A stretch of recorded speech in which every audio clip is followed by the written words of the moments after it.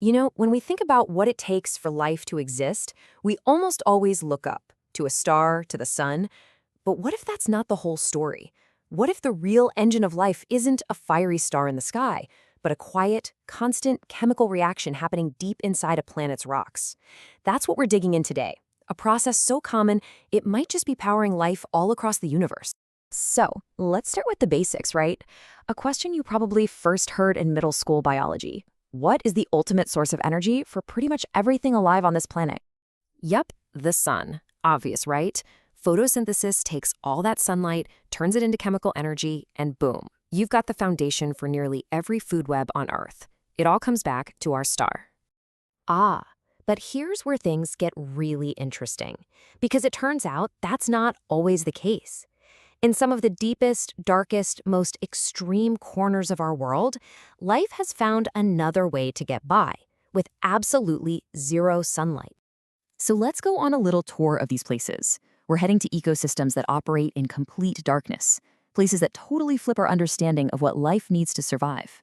And we're not just talking about a few lonely microbes here. We're talking about whole communities. Deep under the Atlantic, you've got the Lost City, this incredible landscape of white towers just swarming with life. Miles underground in Oman, there are entire ecosystems in the groundwater. Same thing in Northern California, in ancient wells. They're all thriving in pitch-black darkness. And the secret isn't just the lack of light, it's the chemistry of the water itself. Scientists literally call it bizarre. I mean, these fluids are super alkaline, we're talking a pH level like drain cleaner, and they have almost no oxygen. So life isn't just getting by without the sun, it's flourishing in an environment that would kill just about everything else on the surface. Which leads to the big question, doesn't it? If they're not using photosynthesis, what in the world is powering these hidden ecosystems? What's their secret? Well, the answer isn't biological, it's geological. It's this hidden engine inside the planet, a chemical reaction that's been chugging along for billions of years. And it's called serpentinization. Okay, so what is that? Well, to put it simply, serpentinization is just what happens when water meets a very specific kind of rock. That rock is full of a mineral called olivine, which, by the way, makes up a massive chunk of our planet's mantle. When water seeps down and hits this stuff, a really powerful transformation kicks off. You can almost think of it like a natural fuel factory. Water goes in, it reacts with the minerals in the rocks, and it produces two really critical things. First, a ton of chemical energy in the form of hydrogen gas. And second, those super alkaline fluids we just mentioned. That hydrogen gas, that's pure fuel for microbes. And hey, this isn't just some wild theory. Scientists have actually done this in the lab. Get a load of this microscope image from one of those experiments. You can literally see new minerals growing on those rock fibers. We're watching the planet's hidden engine in action. So here's the bottom line. Serpentinization acts like a geological battery. It's not a sudden burst of energy like a lightning strike. It's a slow, steady, continuous source of chemical power. The kind of power that can sustain life for, well, geological amounts of time. Okay, now here is where this idea just gets massive. You have a constant energy source, you have key chemical ingredients, and it's all happening in a protected environment deep underwater. I mean, doesn't that sound like a pretty good place for life to get started in the first place? Many scientists think so.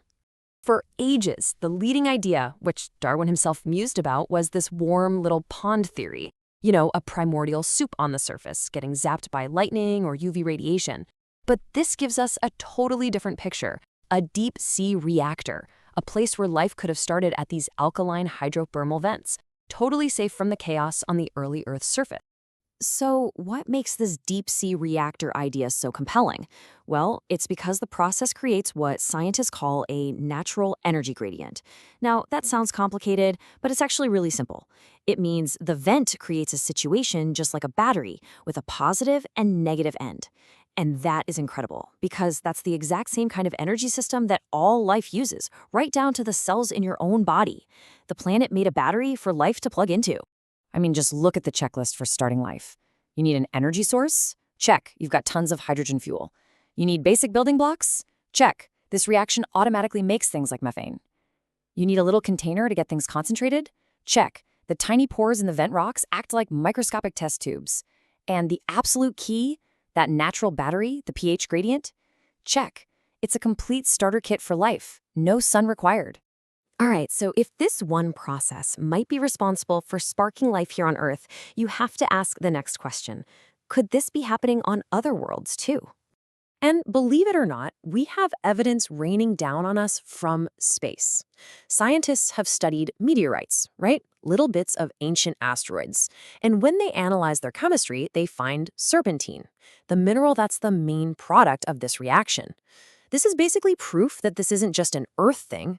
Serpentinization happens all over the solar system. And that makes perfect sense because the ingredients couldn't be simpler. You just need water and rock that's rich in olivine. And guess what?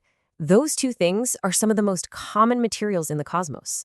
And this immediately points us to some prime real estate in the search for alien life. Mars, for sure, it had water and has the right rocks, but even more exciting are moons like Jupiter's Europa and Saturn's Enceladus. We're pretty sure they have huge, global oceans of liquid water under their icy shells, and that water is sitting right on top of a rocky core. That is the perfect setup for serpentinization to be happening right this second. So, let's just end with this thought.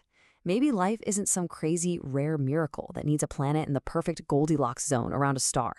Maybe life is just an inevitable outcome of basic geology.